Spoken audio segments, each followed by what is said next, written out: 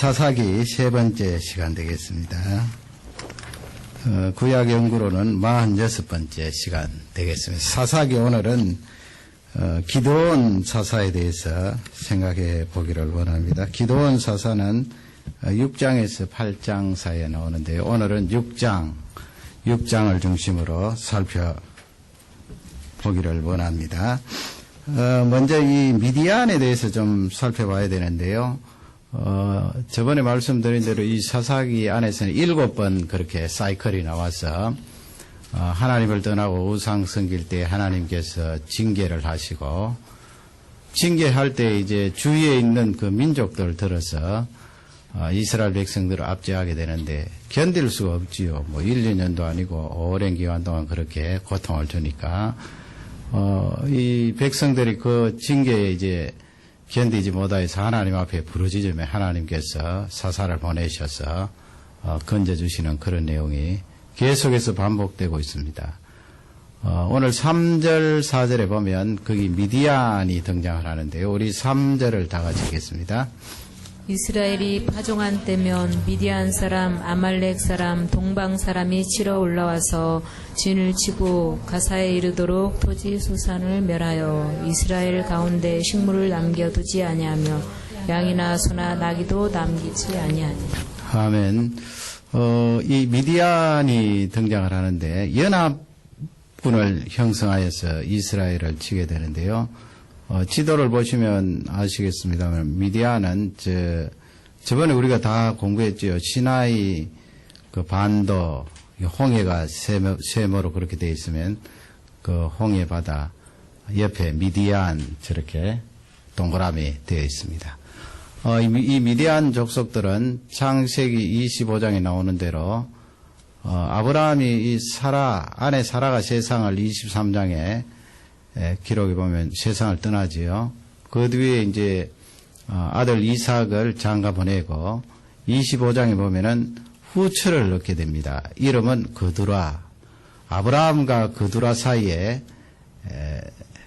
출생한 후손들이 바로 이 미디안 족속들 되겠습니다. 미디안 족속하면 여러분 잘 아시는 대로 모세가 40년 동안 처가살이 할 때 미디안 제사장 이드로 집에 40년 동안 그렇게 거하게 되었는데요. 이 미디안 족속들이 숫자가 그렇게 맞지 않기 때문에 지도를 보시면 위쪽에 에돔도 있고요. 그렇게 해서 이스라엘 백성들을 괴롭혔던 민족들이 쭉 진을 치고 있는데요. 이런 에돔이라든지 아니면 아말렉이라든지 오늘 말씀해 보면 동방으로 그렇게 나와 있는데 어느 나라인지는 정확하게 알 수 없고요. 그렇게 연합을 해서 이제 이스라엘 백성들을 치게 됩니다. 하나님께서 허락을 하신 거지요. 그런 와중에 이제 3절 4절을 보면 이 파종할 시기에 이스라엘 백성들에게 먹을 양식이 없도록 그렇게 목을 죄 있는데 이스라엘 백성들이 이제 파종하는 시기가 언제입니까? 10월 달쯤 되면은 비가 오기 시작해서 그쪽 지역의 땅이 상당히 단단하니까 비가 반드시 와야 됩니다. 비가 오면은 땅을 갈고 이제 부드럽게 해서 그 위에 파종을 하게 되는데 오늘 말씀해 보면은 파종할 시기에 이렇게 미디안 연합군들이 침략을 해서 그 뿌릴 중자까지도 다 빼앗아가고 가축들까지 다 잡아가겠지요. 그러니 얼마나 살기가 어렵겠습니까? 그 미디안이 그렇게 쳐들어온 것은 하나님께서 이스라엘 백성들을 징계하는 도구로 그렇게 사용한 것을 볼 수가 있습니다. 이런 시점에서 이제 기드온이라는 그런 사사를 하나님께서 쓰시게 되는데요. 참 재미있죠. 이 사사기 죄 짓는 이스라엘 백성들을 보면 안타깝습니다만은 그 하나님께서 그 가운데 쓰시는 사사들을 보면은 참 재미있어요. 그 내용들이 그 사건들이 아주 긴박하고 드라마틱하고 그렇게 해서 우리가 주일학교에서도 많이 이야기로 듣고 또 생각도 해보고 하는데요. 오늘 말씀을 통하여서 기드온이 이렇게 쓰임 받는 내용을 보면서 우리가 쓰임받는 부분에 대해서 한번 정립을 해보기를 원합니다. 하나님의 말씀을 통하여서 세 가지로 그렇게 나누어 보기를 원합니다. 그래서 각각 주제는 두 가지로, 상반되는 두 가지로 그렇게 생각을 해보는데요. 첫 번째는 이제 준비입니다, 여러분. 준비냐, 하나님께서 은혜로 우리를 쓰시는 것이냐. 준비라는 것은 우리 인간 쪽에 있는 노력과 하나님의 쓰심에 대한 그런 대비가 되겠지요. 그런 부분에 이제 귀한 말씀을 허락해 주셨는데요. 되게 이제 준비를 많이 하면 하나님께서 나를 귀하게 쓰실 것이다.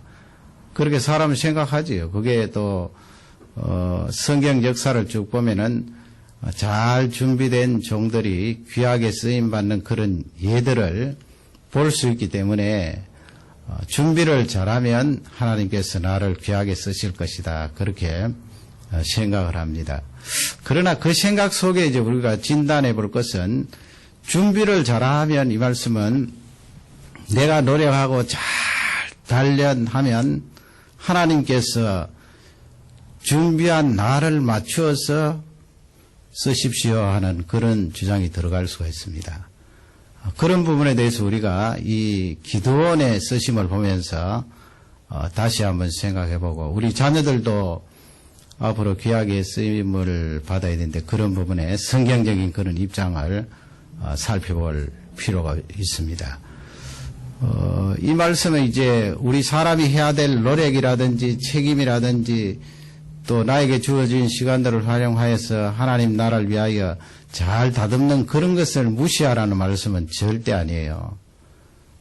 그런 쪽으로 생각하셔서 나를 자포자기하고 그냥 나태하게 내던져버려서는 안 된다는 말씀이고요. 그러나 중요한 것은 하나님 앞에 하나님 아버지 내가 쓰임 맞는데 나의 준비를 통하여 하나님께서 나를 쓰신다 하는 그런 생각을 좀 버리라는 것입니다. 전적으로 내가 하나님 앞에 쓰임 받는 것은 하나님께서 나를 선정하셔서 쓰시는 거예요. 그 은혜와 능력이 부어져야 우리가 귀하게 쓰임을 받을 수가 있는데 그런 내용이 어디 있는가? 기도원을 보면은 잘 알 수가 있습니다. 11절에서 15절 사이에 나오는데 한 절 한 절 읽어 내려가면서 기도원이 어떤 사람인가 살펴보기를 원합니다. 우리 11절 말씀을 다 같이 읽도록 하겠습니다. 여호와의 사자가 아비에셀 사람 요아스에게 속한 오브라에 이르러 상수리 나무 아래 앉으니라. 마침 요아스의 아들 기드온이 미디안 사람에게 알리지 아니하려 하여 밀을 포도주 틀에서 타작하더니. 예, 그 기드온이라는 사람의 아버지는 요아스고 말이죠. 그 상수리 나무, 그 이스라엘 백성들 이 우상 섬길 때 상수리 나무하고 연관이 좀 있는데요. 그 상수리 나무 아래다가 이렇게 우상을 만들어 놓고 섬기는 그런 경우가 많이 있습니다. 지금 이 기드온이 하고 있는 일이 무엇입니까? 포도 틀에서 거기에서 이제 밀을 이제 타작을 하고 있습니다. 포도틀 하면은 뭐 오늘 그림은 준비하지 못했습니다만은 좀 이렇게 움푹하게 파인 그런 바위라든지 그릇처럼 그렇게 만드는 거지요. 아니면 이렇게 축대를 쭉 쌓아서 그 포도를 넣을 수 있도록 그렇게 만든 틀이 되겠습니다. 모양은 뭐 다양합니다만은 이제 그런 틀 속에서 밀을 타작하는 내용이 성경에 기록되어 있습니다. 이런 내용을 보면 기드온이 겁이 좀 많은 사람이고 소심한 사람이다 하는 것을 잘 알 수가 있습니다. 대개 뭐 밀 타작을 하면은 넓은 곳에 그렇게 타작을 하게 되는데 워낙 이 미디안 족속 연합군들이 파종할 때나 타작할 때 침략을 해서 빼앗아가기 때문에 그렇게 숨어서 이제 타작을 하게 되는데요. 소심하다, 겁이 많다 그렇게 평가하지 않을지라도 이 사람은 일반 서민에 불과하다 하는 것을 잘 알 수가 있습니다.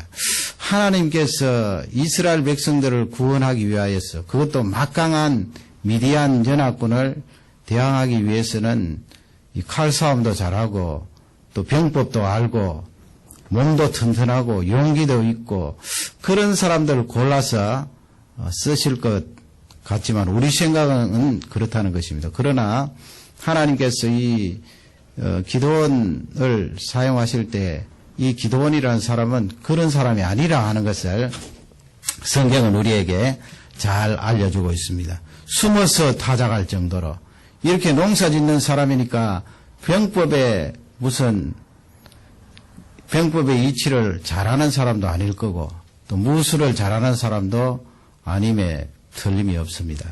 그럼에도 불구하고 하나님께서 그를 불러서 이스라엘의 구원자 사사로 쓰신다 하는 것을 성경은 알려주고 있습니다. 그러면 12절을 다시 읽도록 하겠습니다. 여호와의 사자가 기드온에게 나타나 이르되 큰 용사여 여호와께서 너와 함께 계시도다. 큰 용사여 그랬죠. 큰 용사여. 참 재미있잖아요, 여러분. 여호와의 사자가 이제 나타나서 어떤 학자들은 여기 여호와의 사자는 성육신하신 예수 그리스도 구약 시대에 예수 그리스도께서 직접 나타나셨다 하는데 정확히 우리가 알 수는 없고요. 여호와의 사자께서 나타나서 그 기도원에게 큰 용사의 이 말씀은 우리식으로 말하면 장군님 앞으로 장군관 될 귀한 사람입니다. 든든한 사람입니다.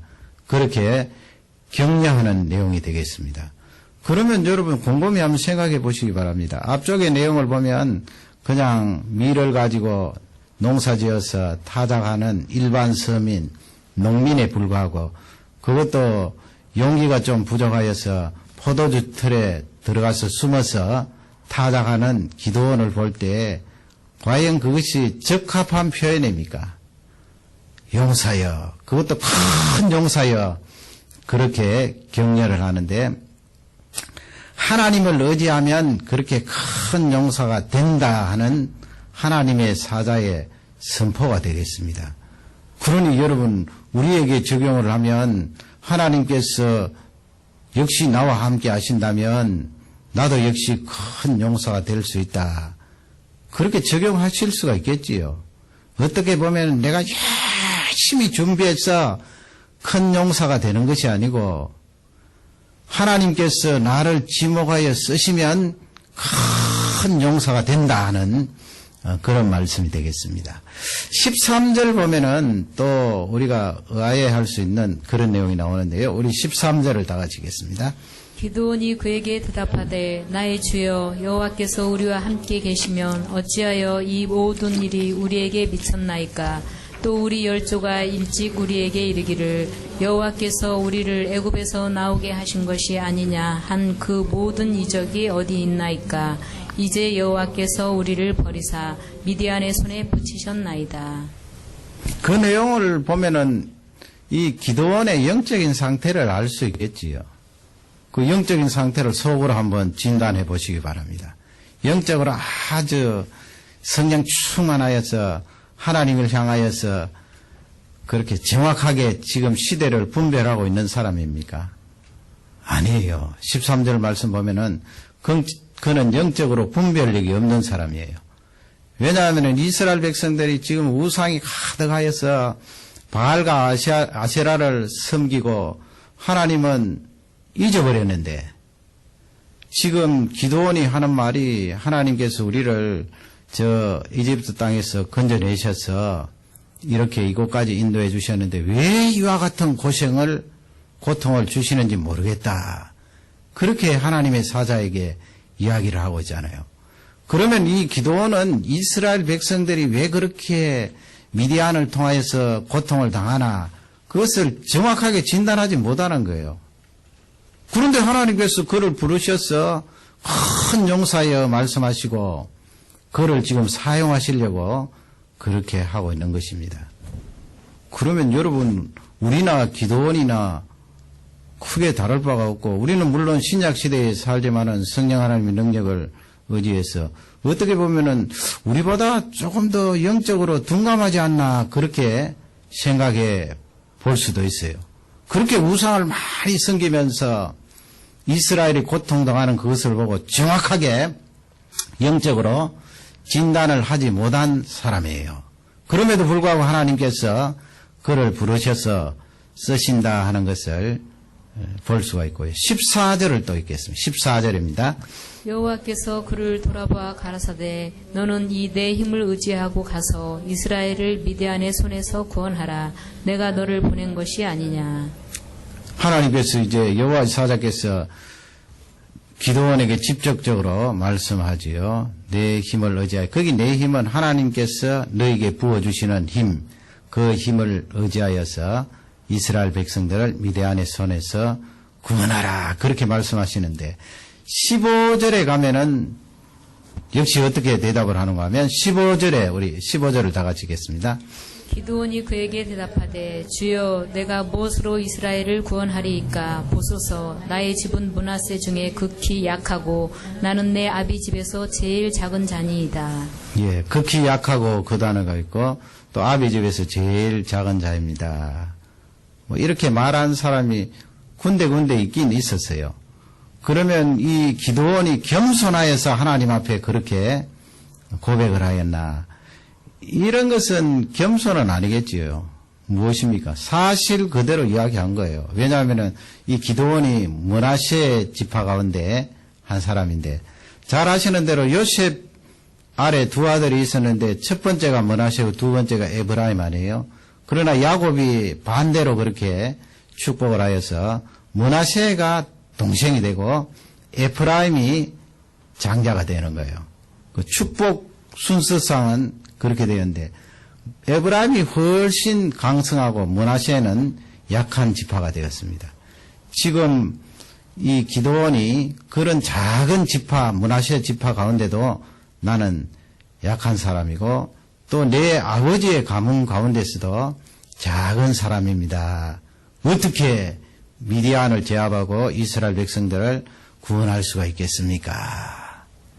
여러분 이렇게 11절에서 15절 사이의 내용을 쭉 살펴보면 이 기드온이 잘 준비되어서 하나님 앞에 쓰임 받는 사람이 아니다, 받은 사람이 아니다 하는 것을 잘 알 수가 있습니다.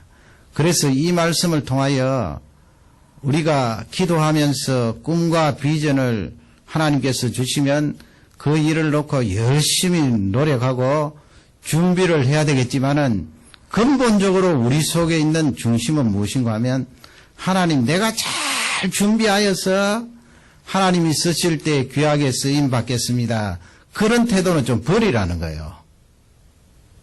근본적으로 하나님께서 나에게 은혜를 주시고 능력을 부어주시면 하나님이 나를 쓰시는 거지 나의 준비를 통하여 쓰시는 것이 아니라는 것입니다. 맡기라는 것입니다. 다윗을 한번 보시기 바랍니다. 사무엘상 17장에 보면은 다윗이 이제 골리앗하고 싸우게 되는데 거기 우연히 나가잖아요.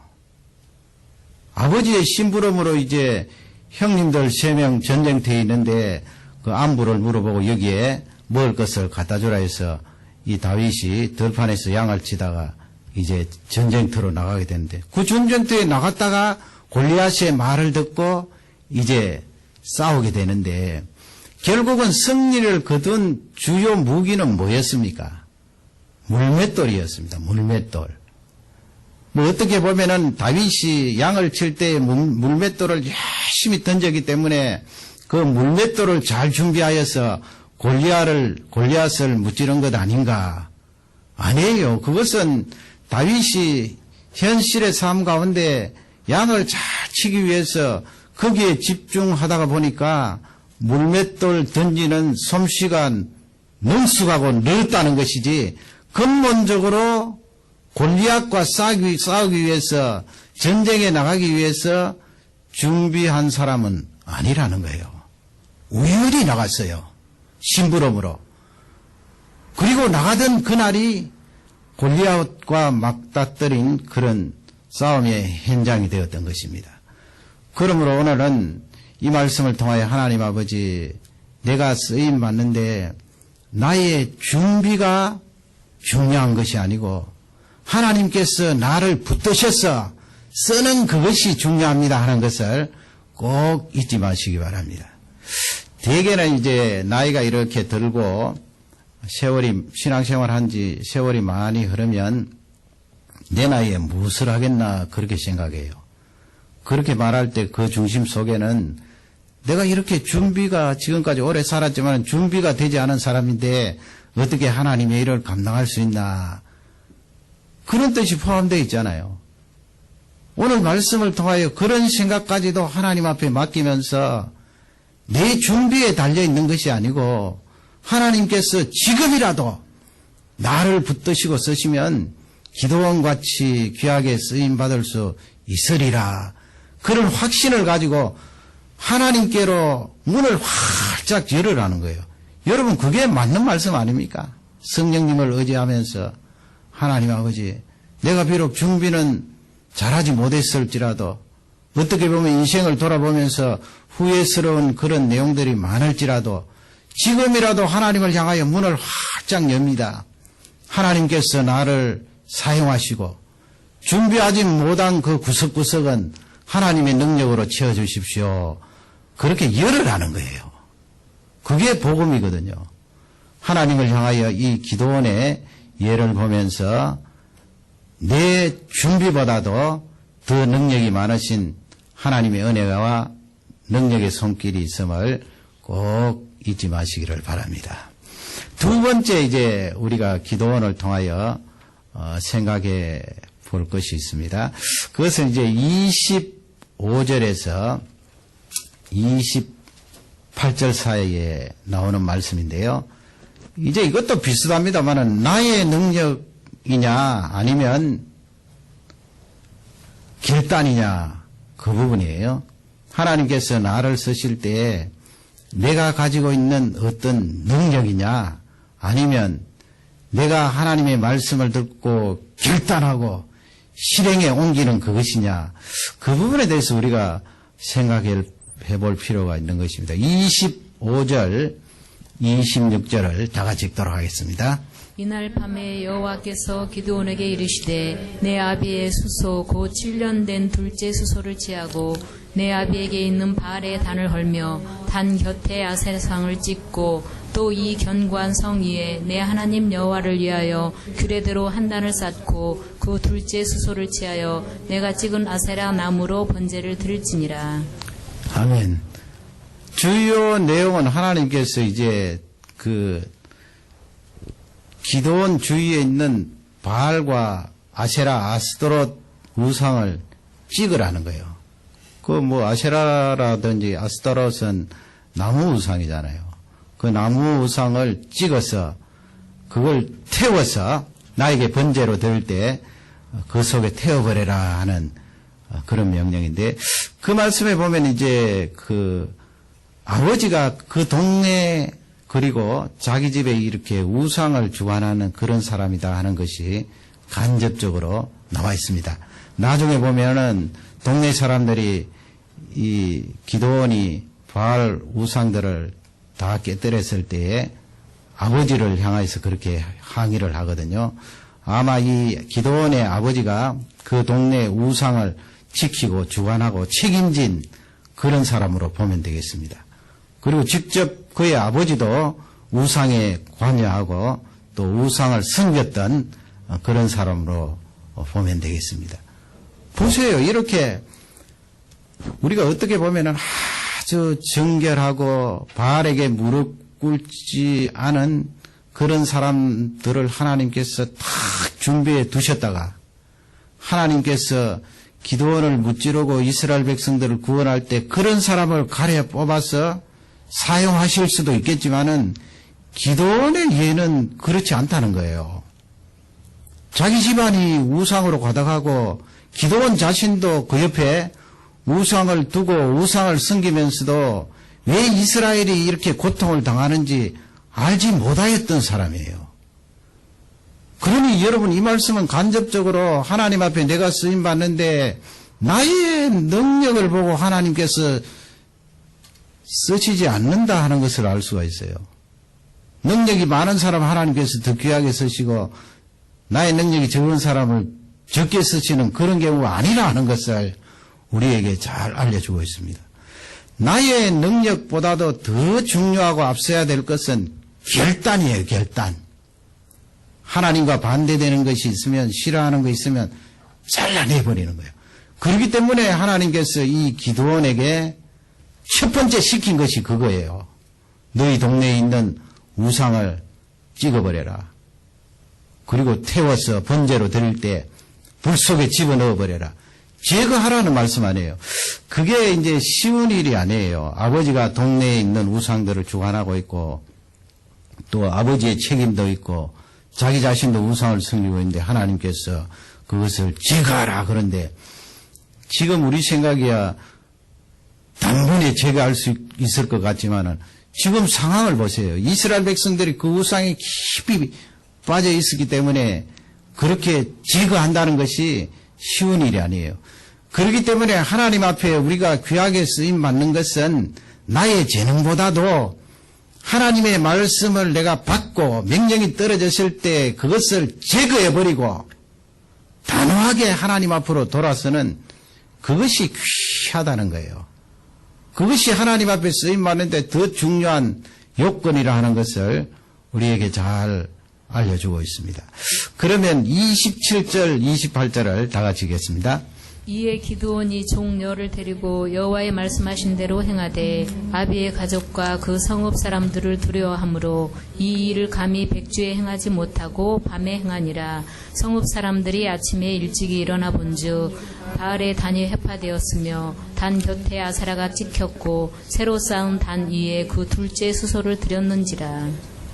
아멘. 27절에 보면은 밤중에 했다고 그랬죠. 대낮에는 할 수가 없었습니다. 왜냐하면 그 말씀에 되어 있는 대로 사람들이 두렵고 무서운 거지요. 여러분 이 말씀을 보면 이스라엘 백성들이 얼마나 타락했다 하는 것을 알 수가 있어요. 기드온이 만약에 대낮에 도끼를 들고 그 우상을 찍었다면 동네 사람들이 와서 가만히 두지 않을 거라는 거예요. 그러니 이스라엘 백성들이 어느 정도 들어왔다는 것을 우리가 짐작할 수 있어요. 하나님은 그냥 밀쳐두고 우상을 건드리면 큰일 나는 거예요. 옛날에 우리 조선시대에 고목나무 하나 건드리면 큰일 나듯이 그렇게 된 거예요. 불과 세월도 많이 흐르지 않았는데 한 200년 흘렀을까요? 가나안 땅에 들어온 지. 그러니 하나님께서 보시기에 얼마나 한탄을 하시겠어요. 그렇게 밤중에, 낮에는 두렵고 떨림으로 밤중에 그 일을 했지만은 이 기드온은 하나님 앞에 결단을 하고 하나님이 싫어한 그것을 제거한 거예요. 나중에 사람들이 별명을 지어 붙였잖아요. 여루바알이라고. 그것은 바알과 대항했다. 그런 뜻이에요. 그러니 여러분, 하나님께서 기드온을 사용하실 때 기드온이 가지고 있는 병법이라든지 무술이라든지 기드온이 가지고 있는 지혜를 사용하신 것이 아니고요. 그가 부름을 받았을 때 하나님 앞에 결단하고 시행하는 그것을 더 귀하게 본 거예요. 여러분 이것이 신약시대 우리에게 적용되지 않습니까? 하나님이 말씀하시는데 맨날 내 능력이나 탓하고 하나님 실제 말씀하신 그 내용은 시행하지도 않고 하나님 나는 능력이 없습니다. 원체 재능이 없는 사람인데 어떻게 그 일을 감당할 수가 있겠습니까? 그렇게 하면 안 된다는 거예요. 그 능력과 재능은 하나님께서 메꿀 테니까 내가 너에게 지시한 그 내용을 결단하라는 거예요. 그러니 여러분 신앙생활은 결단이지요. 그 결단이 바로 믿음이고 하나님을 향한 나의 마음이 되겠습니다. 다윗을 보세요. 그 다윗이 이제 심부름으로 전쟁터에 와서 골리앗과 싸우게 되는데 싸우기 전에 뭘 합니까? 결단을 하잖아요. 결단. 내가 저 골리앗과 싸우리라. 결단을 했기 때문에 전쟁에 나가서 골리앗과 대항할 수 있고 승리를 거두게 된 거예요. 어떻게 그 다윗이 잘못해서가면요. 그렇게 물맷돌 돌리는 솜씨가 잘 훈련되었기 때문에 결국은 나와서 승리할 수 있게 되었다. 그렇게 보면 안 되는 거예요. 일상생활 가운데 다윗이 성실하게 그 일을 감당한 것이고 더 중요하고 키포인트는 결단한 거예요. 내가 싸우리라. 물맷돌 잘 돌린다고 그렇게 내가 싸우겠다고 다짐하고 나서는 사람이 몇 사람이라 될까요? 상대방은 3m 가까이 되는 큰 신장에 칼을 가지고 방패를 든 군사가 있고 칼을 한번 휘두르면은 맞으면은 생명이 날아가는데요. 그럼에도 불구하고 이 다윗은 결단을 한 거예요. 하나님의 이름으로 내가 나가리라. 오늘 이 말씀이 우리에게 축복이 되시기를 바랍니다. 마지막 세 번째로 이제 우리가 살펴볼 것은 37절에서 40절 말씀이 되겠는데요. 의심이냐 아니면 확신이냐예요.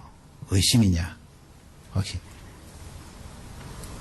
우리가 하나님 앞에 귀하게 쓰임받는 그런 요건 가운데 의심이 많으면 곤란하겠지요.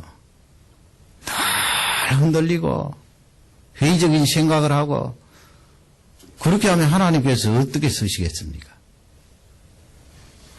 확신이 필요하죠. 확신이.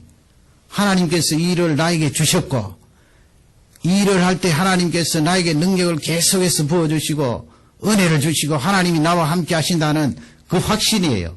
그게 이제 흔들리기 때문에 기도원이 2번이나 반복해서 사실은 3번이에요. 여호와의 사자 앞에 음식을 드리는 그 시험 한 번 있고 그거 지나고 나서도 또 2번 테스트를 하는데 그 내용이 이제 37절에서 40절인데 37절, 38절 먼저 앞쪽에서 한번 시험을 하지요. 그 내용을 읽어보겠습니다. 보소서 내가 양털 한 뭉치를 타작마당에 두리니 이슬이 양털에만 있고 사면 땅은 마르면 주께서 이미 말씀하심같이 내 손으로 이스라엘을 구원하실 줄 내가 알겠나이다 하였더니 그대로 된지라. 이튿날 기드온이 일찍이 일어나서 양털을 취하여 이슬을 짜니 물이 그릇에 가득하더라. 예, 아멘.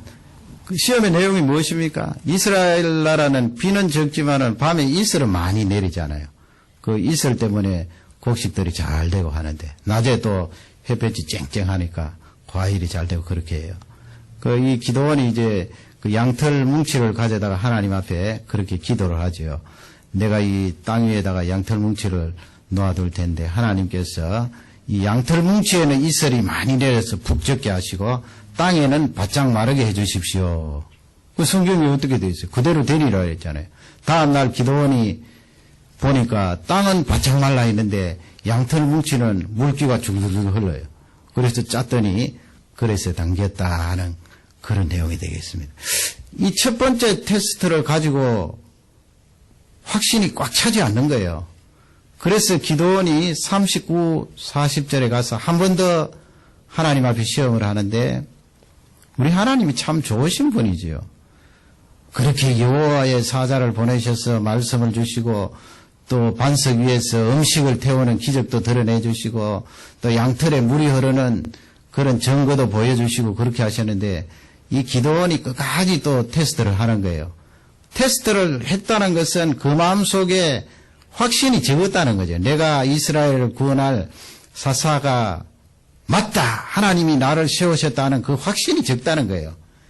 여러분 확신이 적으면 하나님의 일을 하는데 능력이 나타나지 않는다는 거예요. 내가 왔다 갔다 하고 의심이 되고 확신이 없는데 무슨 능력이 나타나겠어요. 그러기에 이 기도원 쪽에 봐서는 잘한 거지요. 그러니 하나님께서 그 기도원의 요청을 거부하지 않으시고 그대로 따라서 다 응답해 주시는 내용을 볼 수가 있습니다. 39절 40절을 다 같이 읽겠습니다. 기드온이 또 하나님께 여짜오되 주여 내게 진노하지 마옵소서. 내가 이번만 말하리이다. 구하옵나니 나로 다시 한번 양털로 시험하게 하소서. 양털만 마르고 사면 땅에는 다 이슬이 있게 하옵소서 하였더니 이 밤에 하나님이 그대로 행하시니 곧 양털만 마르고 사면 땅에는 다 이슬이 있었더라. 아멘. 이번엔 반대죠. 아까하고 반대입니다. 이번에는 양털은 바짝 마르고 주위에 이슬이 내려서 땅은 푹 젖게 해주십시오. 그대로 됐잖아요. 그래서 이 기도원이 확신을 가지고 이스라엘의 사사가 되어서 미디안 손에서 이스라엘 백성들을 건지는 내용이 나와 있습니다. 이 내용을 가지고 우리가 적용을 해야 되잖아요. 나는 하나님 앞에 하나님의 일을 감당하는데 어느 정도의 확신을 가지고 하나님의 일을 감당하는가. 중요하지요. 늘 의심의 그림자가 있으면 그만큼 에너지가 낭비되고 그 확신이 부족하여서 기도도 적게 되고 능력이 덜 나간다는 거예요. 그러면 매사에 이렇게 기도원처럼 이 양털을 갖다가 하나님 앞에 하나님 적게 해주십시오, 적게 해주십시오 그렇게 기도해야 됩니까? 여기서 주시는 중요한 포인트는 네가 하나님 앞에 쓰임 맞는데 뭐 기도원과 같은 이런 방법도 쓸 수 있겠지만 중요한 것은 네 속에 확신을 가지고 하나님의 일을 감당하라는 거예요. 확신. 여러분 우리 목회자들도 마찬가지 아닙니까? 목회자들 자신 속에 확신이 없으면 감당할 수가 없어요. 일을. 어떻게 감당을 합니까? 이 세상이 다 둘러 꺼진다고 해도 하나님께서 나에게 주신 그 확신이 있으면 절대 흔들리지 않아요. 흔들리지 않고 그 일을 끝까지 감당을 할 수가 있는데 그러면 하나님 아버지 어떻게 그 확신을 가질 수가 있겠습니까? 그 확신을 가지는 도구들은 다양합니다, 여러분. 사람마다 다 달라요. 뭐 꿈을 통하여 주실 수도 있겠고 기도 중에 주실 수도 있겠고 아니면 하나님 말씀을 통하여 주실 수도 있겠고 어떤 때는 상담하다가 나에게 확신을 주실 수가 있겠고 어떤 방향으로든 하나님께서 나에게 확신을 주시는데 그 확신을 붙들라는 거예요. 배우고 확신한 일에 거하라. 디모데에게 사도 바울이 말씀하셨지요. 그 목회자 디모데가 그런 확신이 없으면 영적인 전쟁에서 이길 수 없다는 말씀이에요. 그러면 여러분 우리가 중요하게 기도해야 될 것은 하나님 아버지 나에게 능력을 주십시오. 내가 재능이 부족합니다. 그런 기도보다도 뭘 기도해야 됩니까? 하나님 나의 사명에 대한 확신을 주십시오. 이 기도원처럼 마지막 응답을 받고 흔들리지 않는 그런 확신을 주시면 제가 목숨까지도 아까워하지 않고 하나님 앞에 들을 수가 있습니다. 그 확신을 잡아야 돼요. 하나님께서 기도하라고 하신 그 중요한 내용이 거기에 있는 것입니다. 다윗이 이제 사무엘상 17장에 보면은 그는 확신이 있었다 하는 것을 알 수가 있어요. 사무엘상 17장 45절 또 47절 중간에 46절은 빼고요. 사무엘상 17장 45절 47절 다윗이 이제 골리앗과 싸우기 전에 골리앗에게 담대하게 말했던 내용입니다. 그 내용은 확신에 차 있다. 그 확신이 바로 믿음이죠. 하나님을 의지하는 믿음. 하나님이 틀림없이 이 전쟁에서 승리할 수 있도록 은혜를 주실 거야 하는 그 확신이에요. 그것만 있으면 이 세상에 두려울 것이 뭐가 있겠습니까? 우리 45절을 다 같이 읽겠습니다. 다윗이 블레셋 사람에게 이르되 너는 칼과 창과 단창으로 내게 오거니와 나는 만군의 여호와의 이름 곧 내가 모욕하는 이스라엘 군대의 하나님의 이름으로 내게 가노라. 만군의 하나님 여호와의 이름 그 확신 아닙니까? 그 확신을 가지고 골리앗 앞에 성큼성큼 나아가고 있습니다. 47절을 다 같이 읽겠습니다. 또 여호와의 구원하심이 칼과 창에 있지 아니함을 이 무리로 알게 하리라. 전쟁은 여호와께 속한 것인즉 그가 너희를 우리 손에 붙이시리라. 예, 하나님께서 너를 내 손에 붙이시겠다. 전쟁은 칼과 창에 달려있지 않다. 그 확신을 가지고 골리앗 앞에 나아갈 수가 있게 된 것입니다. 여러분 이 말씀을 통하여 나의 가문이나 나 자신을 탓하지 마세요. 그리고 내가 부족하고 연약한 부분 그것을 보고 너무 안타까워하지 마세요. 완벽한 사람이 어디 있습니까? 다 부족하지요. 다 부족하지 않고 완벽하면 예수님이 오실 필요가 없겠지요. 부족하고 연약하고 이렇게 기도원처럼 연약한 구석이 구석구석 있지만은 하나님께서 그를 뽑으셔서 사용할 때 이스라엘을 건지는 대사사가 되었습니다. 귀하게 쓰임받고 능력으로 쓰임받았습니다. 이 말씀이 우리에게 축복이 되고 말세에 귀하게 쓰임받는 능력의 종들이 되시기를 주님의 이름으로 축원합니다. 다 같이 기도